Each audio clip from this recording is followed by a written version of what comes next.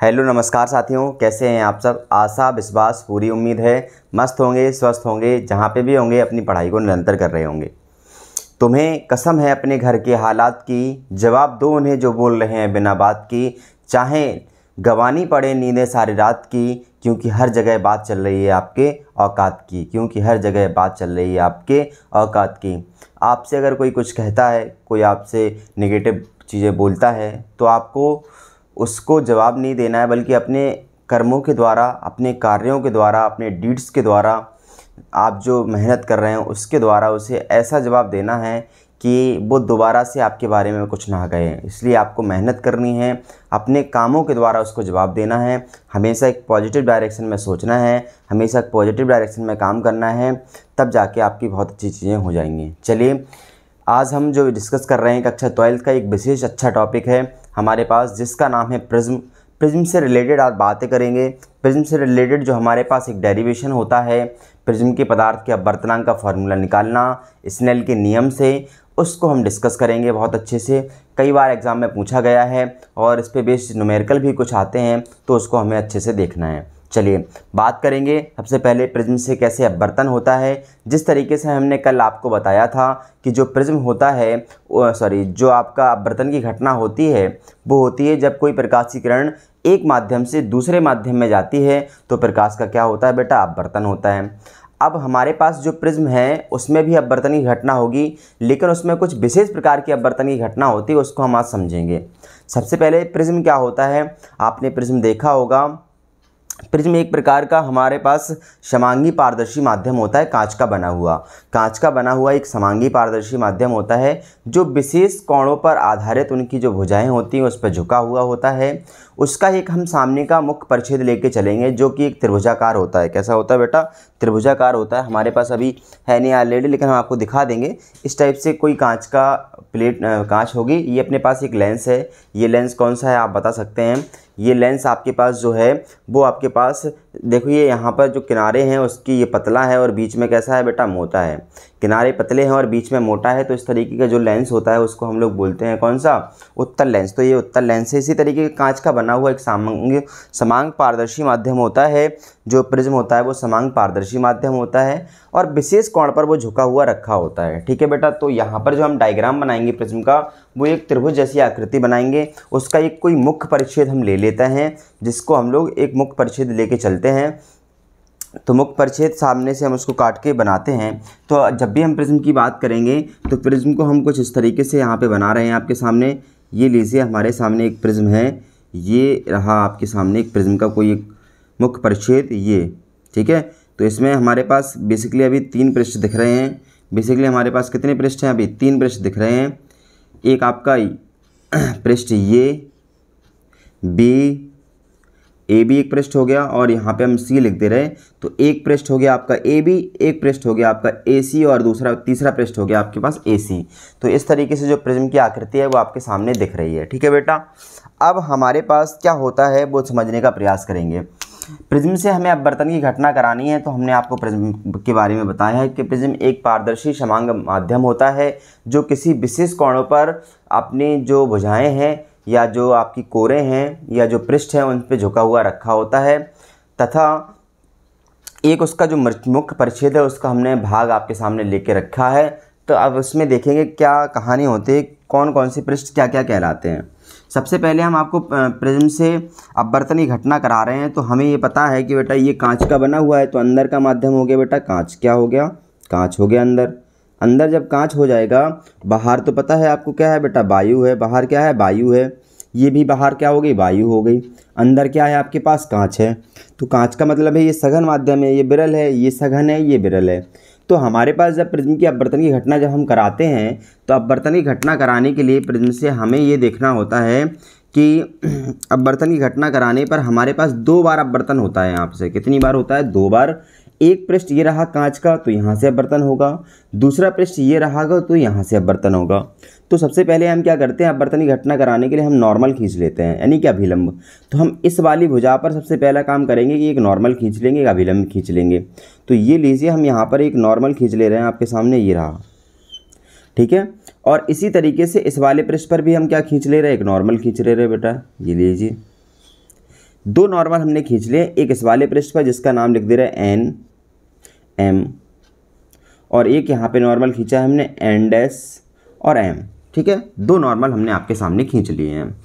अब हमें पता है कि जब कोई प्रकाशीकरण विरल माध्यम से सघन माध्यम में जाती है तो अभिलंब की ओर झुकती है, और जब कोई प्रकाशीकरण सघन माध्यम से विरल माध्यम में जाती है तो अभिलंब से दूर हटती है। तो यहाँ पे हम कुछ प्रकाशीकरण का क्या करा रहे हैं बेटा, अपवर्तन करा रहे हैं, आपतित करा रहे हैं। तो हमने क्या कहा बेटा आपसे कि एक प्रकाशीकरण हमने आपतित कराई, ये लीजिए आपके पास एक कोई प्रकाशीकरण है आपके पास, ये हमने क्या कराई है, इस वाले पृष्ठ ए बी पर आपतित कराई है। ये जो पहला पृष्ठ आपके पास दिख रहा है ए बी, इस पर हमने क्या की, पहली प्रकाशीकरण क्या कराई, आपतित कराई, जिसका नाम था बेटा पी और क्यू। क्या था, पी क्यू एक आपके पास प्रकाशीकरण थी जो हमने आपतित कराई। आपतित कराने के लिए हमें ये पता है कि अगर ये वायु थी, यहाँ पे भी वायु होता तो प्रकाशीकरण चूँकि सीधी सरल रेखा में चलती है तो इस तरीके से चलती है, इस तरीके से आगे की ओर बढ़ती और इस तरीके से चलती, इस तरीके से चलती। लेकिन चूँकि विरल से सघन माध्यम में गई है तो ये नॉर्मल है, तो इसकी ओर झुकेगी ये वाली किरण, इसकी ओर बेंड करेगी ये वाली प्रकाशीकरण, चूँकि अभिलंब की ओर झुकेगी। वायु से कहाँ जा रही है, कांच में जा रही है, तो विरल से जब सघन में जाएगी तो अभिलंब की ओर झुकेगी। तो अभिलंब की ओर झुकने के पर ये वाली प्रकाशीकरण कुछ ऐसे जाएगी। ये प्रकाशीकरण वायु से कहाँ, वायु से कांच में जा रही, तो अभिलंब की ओर झुक गई, ये इस तरीके से चली गई। जो प्रकाशीकरण थी हमारी वो वायु से कहाँ गई, कांच में गई, तो अभिलंब की ओर झुक के ये सीधी चली गई। ये वाली प्रकाशीकरण मान लीजिए हम क्यू एस है, क्या है क्यू एस है, तो अंदर क्या हो गई, अपवर्तित होकर ये सीधी निकल गई। इसके बाद आप फिर से देखना बेटा, अगर ये वायु कांच में ही चलती तो सीधी चलती, कांच में ही चलती तो सीधी चलती, लेकिन चूंकि ये कांच से वायु में जा रही है तो अभिलंब की ओर ना झुक के, अभिलंब की ओर झुकना मतलब इतना है, ऐसा है, लेकिन अभिलंब की ओर नहीं झुकेगी क्योंकि सघन से कहाँ जा रही है, विरल में, तो अभिलंब से दूर हटेगी, दूर हटेगी मतलब इस तरीके बेंड करेगी, तो यहाँ बेंड करेगी तो ये फाइनली यहाँ से निकल जाएगी। ये आपके पास आर एस जो किरण है वो ऐसी निकल गई। तो हमने ये देखा कि हमारे पास जो दो पृष्ठ थे जिनसे प्रकाश का अपवर्तन हुआ, एक प्रकाश की किरण का अपवर्तन हुआ ए बी पृष्ठ से, दूसरी प्रकाश की किरण जो हमारे पास थी इससे अपवर्तन हुआ किस वाली किरण का, आपका एसी प्रकाश, एसी पृष्ठ से अपवर्तन हुआ इस वाली किरण का। तो इसका मतलब ये है, यहाँ पर दो पृष्ठ आपको दिख रहे हैं, एक पृष्ठ है आपके पास ए बी पृष्ठ, फिर दूसरा जो पृष्ठ है वो क्या है, एसी पृष्ठ है।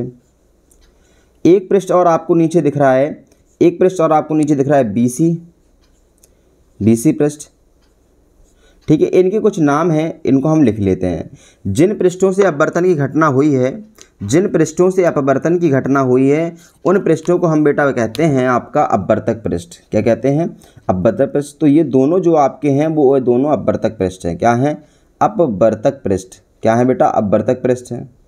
तो आपको जब लिख देना है कि ये ए बी और ए सी क्या है, अपवर्तक पृष्ठ हैं, और ए बी और डी अपवर्तक पृष्ठ है। इसके साथ यहाँ पे जो एंगल बन रहा है, ये जो एंगल बन रहा है ए, तो एंगल जो ए है एक किन से बन रहा है बेटा, जो अपवर्तक पृष्ठ हैं उनके बीच में जो प्रिज्म कोण बनता है, दो अपवर्तक पृष्ठों के बीच में जो कोण बनता है उसको हम लोग नाम देते हैं बेटा प्रिज्म कोण। क्या कहते हैं, प्रिज्म कोण, जिसका मान कैपिटल ए हम लोग लिख रहे हैं, प्रिज्म कोण है ये। प्रिज्म कोण के सामने वाली जो भुजा होती है, ऐसा कह सकते हैं अपवर्तक पृष्ठों को मिलाने वाली जो कोर होती है इसे अपवर्तक कोर कहते हैं। क्या कहते हैं बेटा, अपवर्तक कोर कहते हैं, अपवर्तक कोर कहते हैं। इतनी बात क्लियर है?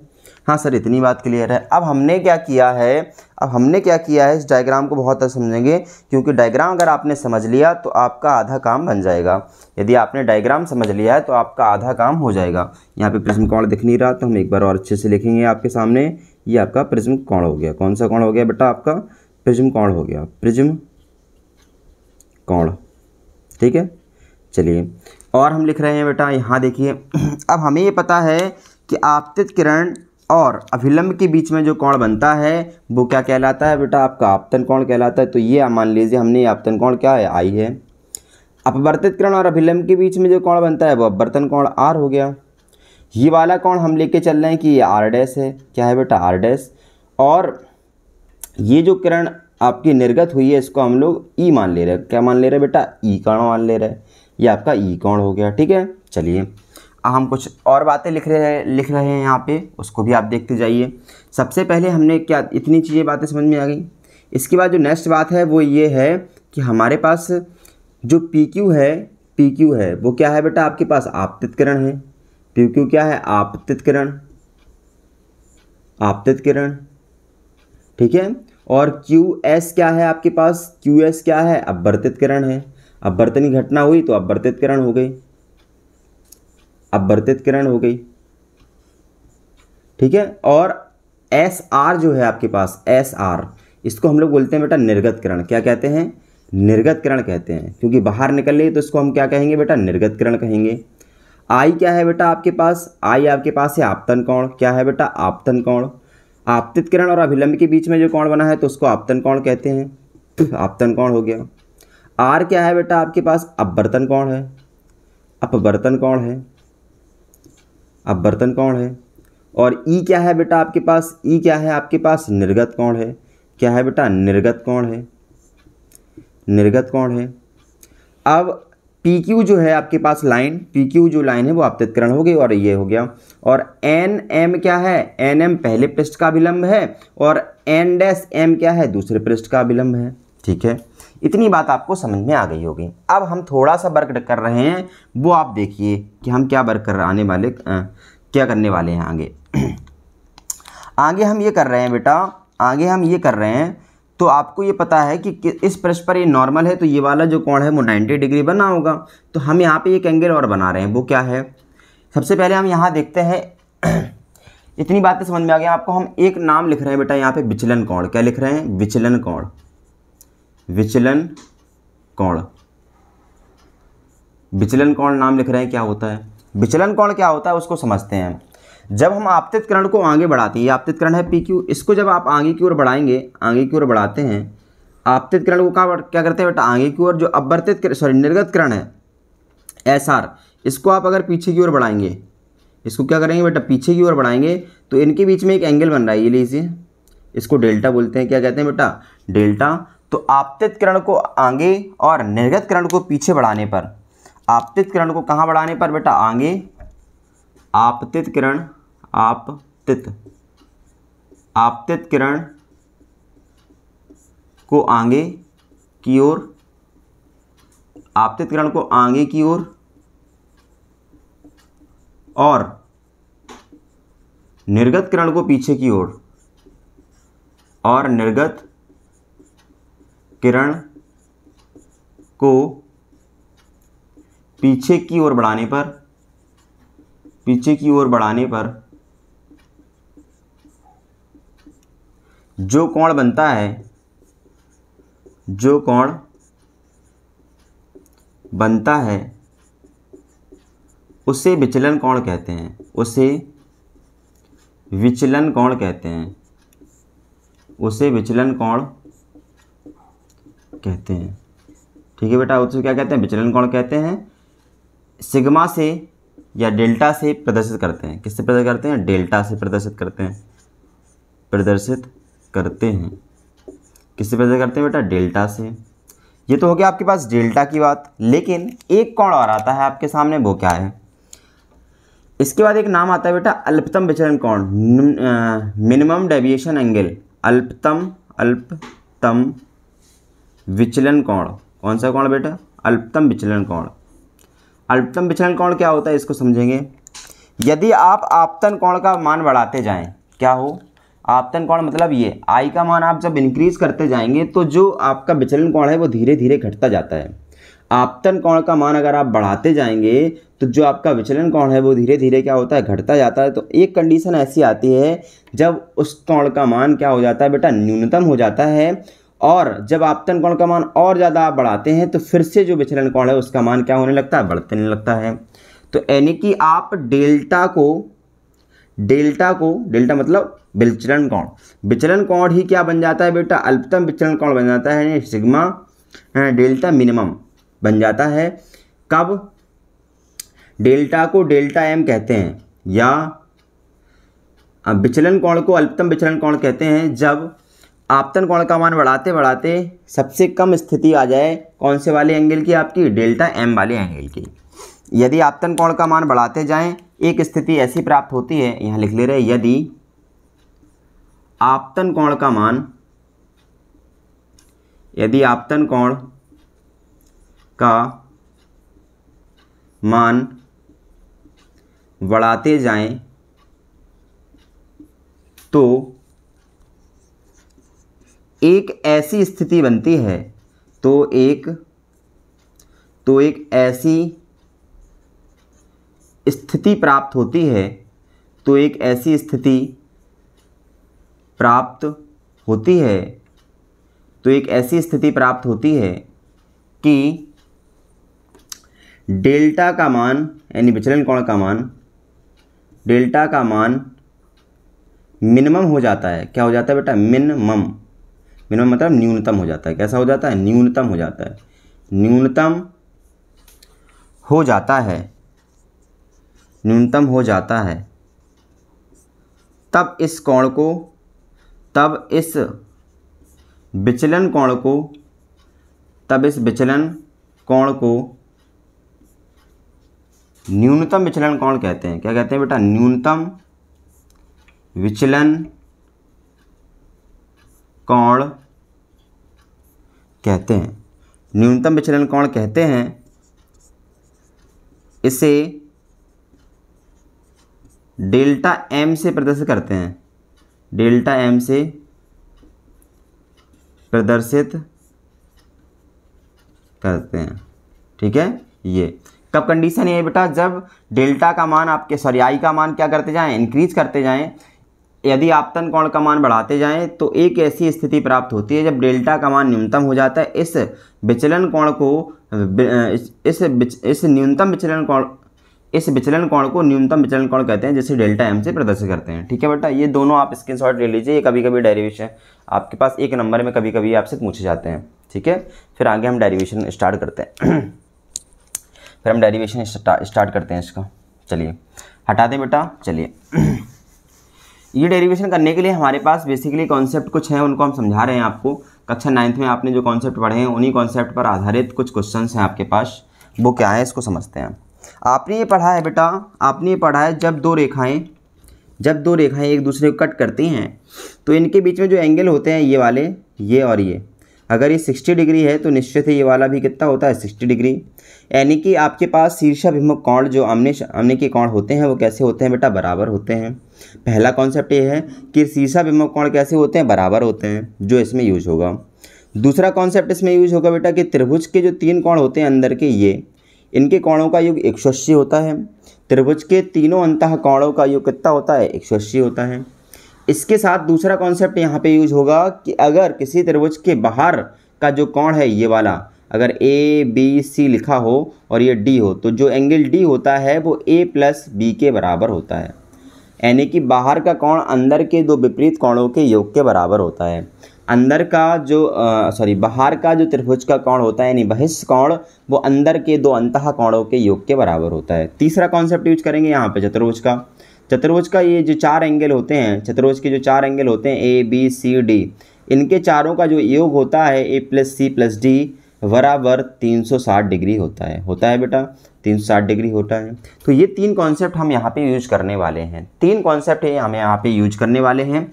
अच्छा चलिए हम ये देख रहे हैं बेटा, ये वाली जो पी क्यू लाइन आपको दिख रही है, पी से लेके ये पूरी जो यहाँ तक है, ये एंडस तक, तो ये वाली किरण और ये वाली किरण एक दूसरे की विपरीत ऐसी हैं, कैसी एक दूसरे को क्रॉस कर रही हैं। कहाँ पे? पी पॉइंट पर।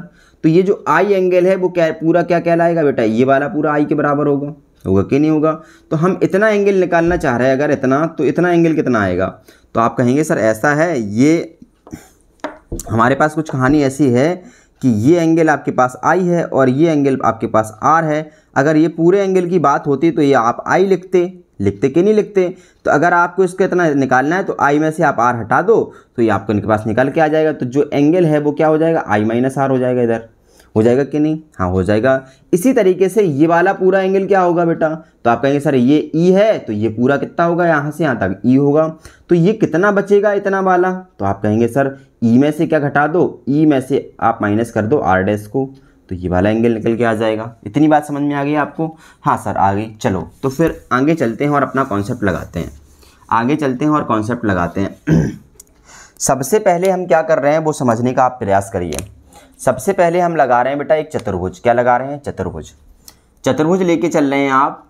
चतुर्भुज लगा के चल रहे हैं। कौन सा? चतुर्भुज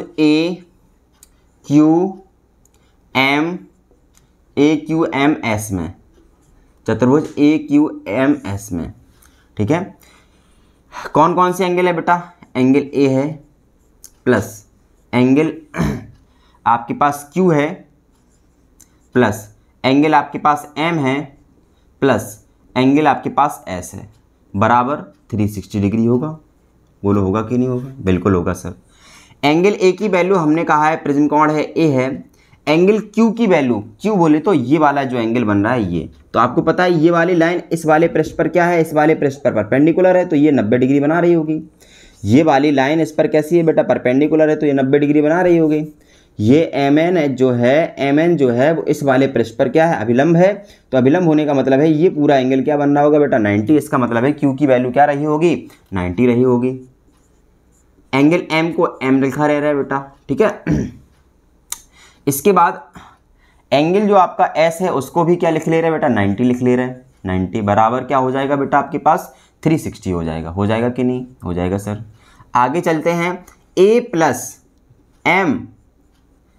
एंगल M 90 कितना हो गया बेटा? 180 हो गया।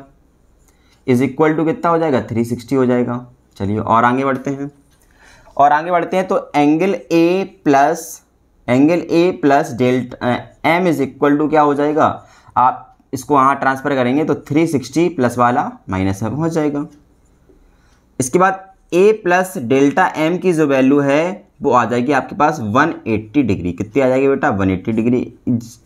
180 डिग्री आ जाएगी। या इसको हम ऐसे भी लिख सकते हैं कि जो एंगल M है वो आपका किसके बराबर हो जाएगा? एंगल M की जो वैल्यू होगी, 180 है ये, एंगल M की जो वैल्यू है वो आ जाएगी आपको 180 माइनस A के बराबर। ये क्वेश्चन नंबर आपके पास फर्स्ट हो गई, ठीक है बेटा। ये आपके पास क्वेश्चन नंबर क्या हो गई? फर्स्ट हो गई। इसके बाद आगे बढ़ते हैं और अब हम लगाते हैं बेटा एक त्रिभुज। क्या लगाते हैं बेटा? एक त्रिभुज लगाते हैं। उस त्रिभुज का क्या नाम है? ध्यान से देखेंगे। त्रिभुज लगा रहे हैं बेटा QMS में। त्रिभुज क्या लगा रहे हैं? QMS में। QMS त्रिभुज में क्या होगा? QMS। तो QMS ये दिख रहा है आपको, ये रहा QMS। तो QMS में क्या होगा आपके पास? त्रिभुज के तीनों कोणों का योग 180 होता है। तो इसका मतलब है कि R plus R dash plus angle M is equal to 180 हो जाएगा बेटा। हो जाएगा कि नहीं हो जाएगा? Angle R plus R dash plus angle M is equal to 180 हो जाएगा। बिल्कुल हो जाएगा सर। चलिए तो फिर यहाँ से क्या बनेगा कंडीशन? M बराबर बेटा, तो M बराबर बन जाएगा सर 180। इसको यहाँ ट्रांसफ़र करेंगे तो माइनस का आपका R और माइनस का R डैश हो जाएगा। हो जाएगा कि नहीं? तो एंगल M की जो वैल्यू है वो आज आपकी निकल के आ जाएगी 180, माइनस माइनस कॉमन ले रहे हैं तो R प्लस R डैश हो जाएगा। ये इक्वेशन नंबर आपके पास सेकंड हो गई। ये इक्वेशन कौन सी हो गई बेटा? सेकंड हो गई। चलिए और देखते हैं, एक इक्वेशन और मिलेगी अपन को। चूँकि हमें ये पता है बेटा, कि त्रिभुज के बहिष्ठ कोण का मान अंदर के दो कोणों के योग के बराबर होता है। यानी कि आपका बाह्य कोण किसी त्रिभुज फिर से ले रहे हैं, एक त्रिभुज QS और यहाँ पे हम कोई पॉइंट ले रहे हैं आपके पास, ये वाला कोई भी ले लो, PQRST भी ले लो, ठीक है। तो एंगल QST में जो बाहर एंगल बना है कौन सा बना है बेटा? डेल्टा। ये बाहर बना है, अंदर के दो कोणों के योग के बराबर होगा। तो डेल्टा बराबर होगा सर किसके? I minus R। अंदर के दो कोण कौन कौन से? I माइनस R और E माइनस R डैश, ठीक है। तो डेल्टा की जो वैल्यू होगी वो आ जाएगी आपके पास I minus R plus E minus R dash. इसको पास में लिख लो, इसको पास में लिख लो। यहाँ देख ले बेटा, आपको दिख रहा है कि नहीं? एक बार देख लें हम, दिख रहा है कि नहीं दिख रहा है? हाँ अभी तो दिख रहा है। चलिए इसको हम पास में लिख ले रहे हैं। Delta is equal to I के साथ E लिख ले रहे हैं, माइनस R डैश लिख ले रहे हैं। एक बार और, delta is equal to I plus E, minus common ले रहे हैं, R प्लस R डैश लिख ले रहे हैं, ठीक है बेटा। ये हमने लिख लिया। इक्वेशन नंबर आपके पास क्या हो गई? थर्ड हो गई।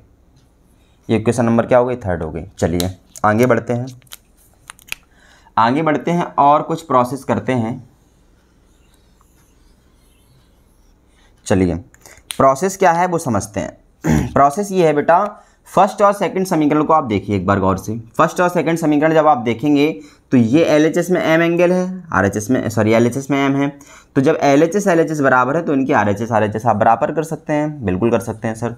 समीकरण अगर हम फर्स्ट और सेकंड से करेंगे, समीकरण फर्स्ट एंड सेकंड,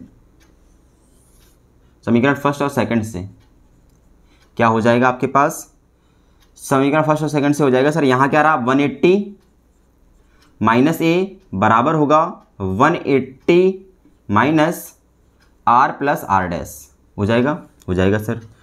180 से 180 कैंसिल कर दें, 180 से 180 क्या कर दें, कैंसिल कर दें, ये लीजिए। तो यहाँ क्या बचेगा, minus A is equal to minus R plus R dash, हो जाएगा, ये कैंसिल कर दे रहे हैं। तो ए की वैल्यू आपके पास जो आ गई वो आ गई आर प्लस आर डैश, ठीक है, आर प्लस आर डैश। ये क्वेश्चन नंबर हम 4th ले रहे हैं, क्या ले रहे हैं, 4th। चलिए अब हम जो मेन काम है वो आपको ध्यान रखने वाली जो बात है वो करते हैं। वो क्या है, वो ये है बेटा कि जब आप अल्पतम विचलन की स्थिति लगाएंगे, अल्पतम विचलन की स्थिति, अल्पतम विचलन की स्थिति जो हमने आपको बताया था कि अगर आप आपतन कोण का मान बढ़ाते जाएंगे तो एक कंडीशन ऐसी आएगी कि डेल्टा की वैल्यू डेल्टा एम के बराबर होगी अल्पतम विचलन की स्थिति में। ये आपके पास जो इम्पोर्टेंट पॉइंट है इसको आपको ध्यान रखना है, तब ये डेरिवेशन हो पाएगा। अल्पतम विचलन की स्थिति में क्या होता है बेटा, अपने पास जो आई की वैल्यू होती है यानी आपतन कोण की वैल्यू निर्गत जो कोण है आपके पास इसके बराबर होती है, और जो आर की वैल्यू होती है वो आर डैश के बराबर होती है आपके पास, और जो डेल्टा होता है वो डेल्टा एम के इक्वल हो जाता है। किसके इक्वल हो जाता है बेटा, डेल्टा एम के इक्वल हो जाता है। आई की वैल्यू आपतन कोण की वैल्यू निर्गत कोण के बराबर, अंदर के जो दो कोण दिख रहे हैं आपको आपतन कोण और अपवर्तन कोण ये आपस में बराबर होते हैं, और जो डेल्टा होता है वो डेल्टा एम बन जाता है अल्पतम विचलन की स्थिति में, यानी आपतन कोण अल्पतम विचलन कोण बन जाता है अल्पतम विचलन की स्थिति में। बिल्कुल ठीक है, इतनी बात अगर आपको समझ में आ गई हो तो हम आगे बढ़ते हैं, और आगे बढ़ते हैं यूज करते हैं हम लोग समीकरण 3rd और 4th का। किसका, 3rd और 4th का। जब आप 3rd का यूज करेंगे तो 3rd में क्या मिलेगा, समीकरण 3rd से, समीकरण 3rd से, समीकरण 3rd से क्या मिलेगा, देखो डेल्टा को आप क्या लिखेंगे, डेल्टा एम, डेल्टा जो है उसको डेल्टा एम लिख रहे हैं इज इक्वल टू आई का आई, और ई की जगह पे आप शिफ्ट करेंगे बेटा किसको, आई को, तो प्लस का आई हो जाएगा, माइनस आर की जगह पे R dash, R plus R dash की जगह पे भी आर, तो delta M is equal to क्या हो जाएगा बेटा, 2i माइनस आर और आर 2r हो जाएगा। ठीक है बेटा, ठीक। अब क्या होगा, इतना बन गया। यहाँ से देखते हैं, यहाँ से हम क्या करेंगे बेटा ये तो हो गया आपके पास इतना ए। अब पहले यहाँ पे हम लिख ले रहे हैं समीकरण 4 से, क्या कर रहे हैं बेटा, समीकरण 4 से, समीकरण 4 से क्या होगा, ध्यान से देखो, a बराबर r प्लस आर डैश की जगह पे क्या लिखेंगे आप, r, तो a बराबर 2r हो जाएगा, a बराबर क्या हो जाएगा 2r, तो r बराबर क्या हो जाएगा आपके पास a/2 हो जाएगा, r बराबर क्या हो जाएगा बेटा a/2 हो जाएगा। जब यहाँ से आप delta m is equal to इतना लेके चलेंगे 2i माइनस ये क्या हो जाएगा आपके पास 2r की जगह क्या शिफ्ट कर लेंगे आप a, 2r की जगह क्या शिफ्ट कर लेंगे a। जब a को यहाँ भेजेंगे आप, a को यहाँ भेजेंगे तो क्या हो जाएगा बेटा, यहाँ पे आपके पास थोड़ा सा आप लिख लेना, चूँकि लिख लेना यहाँ पे क्या है, चूँकि 2r बराबर कितना है a है। ठीक है, अब आगे चलते हैं, और यहाँ से ये स्टेप जो है इसको यहाँ भेज लो आप, इसको यहाँ भेज दो, तो क्या हो जाएगा बेटा, तो 2i की जो वैल्यू है वो बराबर हो जाएगी डेल्टा एम माइनस ए के, सॉरी प्लस ए के, ये ए प्लस है और साइड जाएगा माइनस का हो जाएगा, और तो i यहाँ से आ जाएगा बेटा डेल्टा एम प्लस a/2। जी आपके पास i और r की वैल्यू आ गई। जब i और r की वैल्यू अपने पास मिल गई है, ये आपको इतना लिख लीजिए, आप स्क्रीनशॉट ले लीजिए बहुत अच्छे से, i और r की जो वैल्यू आपको मिली है, यहाँ पे r/2 अगर नहीं दिख रहा हो तो हम इसको ऐसे लिख ले रहे हैं, r बराबर सॉरी a, हाँ r बराबर आपके पास आ गया a+2, a/2। आई और आर मिल गया तो हमें क्या निकालना है बेटा, प्रिज्म का अपवर्तनांक। क्या निकालना है, प्रिज्म का अपवर्तनांक। तो जब आप प्रिज्म का अपवर्तनांक निकालेंगे तो क्या होता है फॉर्मूला अपने पास, प्रिज्म के अपवर्तनांक का फॉर्मूला होता है हमारे पास, क्या होता है, एन बराबर होता है sine i upon sine r. क्या होता है, sine i upon sine r. Prism अपवर्तनांक, प्रिज्म का अपवर्तनांक, प्रिज्म का अपवर्तनांक आपतन का कोण एन बराबर होता है sine i upon sine r होता है। तो sine i upon sine r होता है तो हम इसको पुट कर ले रहे हैं बेटा। एन बराबर क्या बन जाएगा, साइन आई की वैल्यू क्या लिख ले रहे हैं आप, delta M plus A by two upon sine A by two. ये आपके पास आ गया प्रिज्म कोण, प्रिज्म के अपवर्तनांक का फॉर्मूला। ये बहुत इंपॉर्टेंट फार्मूला है आपके पास, ये बहुत इंपॉर्टेंट फार्मूला आपके पास बन जाता है। चलिए इसको आपने नोट डाउन कर लीजिए, स्क्रीनशॉट ले लीजिए बढ़िया से। बहुत महत्वपूर्ण फार्मूला है, आपको आई थिंक एकदम से सब चीज़ें समझ में आ गई होंगी। बड़ा सिंपल है, एक बार फिर से समझ लेते हैं। पहले हम क्या करेंगे, चतुर्भुज लगा लेंगे, फिर एक त्रिभुज लगा लेंगे, फिर बाहर कोण अंतर के कोणों के बराबर होंगे। अल्पतम विचलन की स्थिति में ये कंडीशन लगा लेंगे तो हमारे पास पूरा फार्मूला निकल के आ जाएगा। इसका आप स्क्रीनशॉट ले लीजिए। फिर हम थोड़ा सा और एक केस और है उसको भी कर लेते हैं, ठीक है।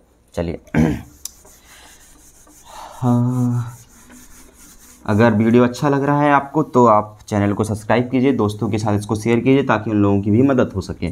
चलिए ये आपके पास अपवर्तनांक का फॉर्मूला आ गया बेटा। अब हम क्या करेंगे, एक कंडीशन बनती है अपने पास, केस बनता है, केस फर्स्ट ये बनता है अपने पास, अल्पतम विचलन की स्थिति में, अल्पतम विचलन की स्थिति में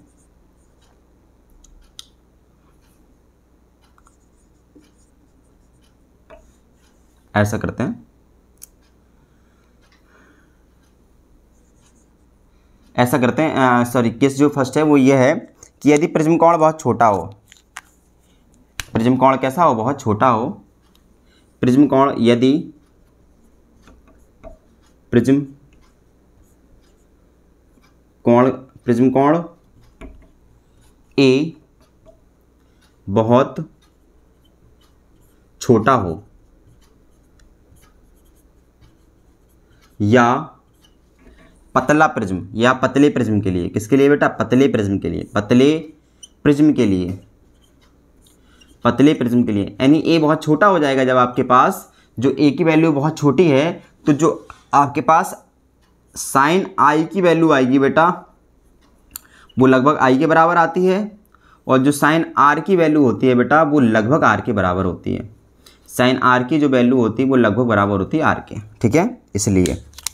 इसलिए क्या कंडीशन होगी, इस वाले फॉर्मूले से देखिए बेटा, इस वाले से तो साइन अपने पास क्या है अभी, delta M plus A by two upon ये बराबर हो जाएगा बेटा किसके, delta M by two sine I जो पूरा है वो किसके बराबर हो जाएगा, आई के बराबर, यानी कि साइन आई के बराबर हो जाता है। तो ये पूरी वैल्यू हम लिख लेंगे किसके बराबर, delta M plus A by two के बराबर। इसलिए और साइन जो आर है, आर मतलब ए बाई टू, वो बराबर हो जाएगा आपका किसके, ए बाई टू के, ठीक है। तब प्रिज्म कोण के लिए, तब अपवर्तनांक सॉरी, तब अपवर्तनांक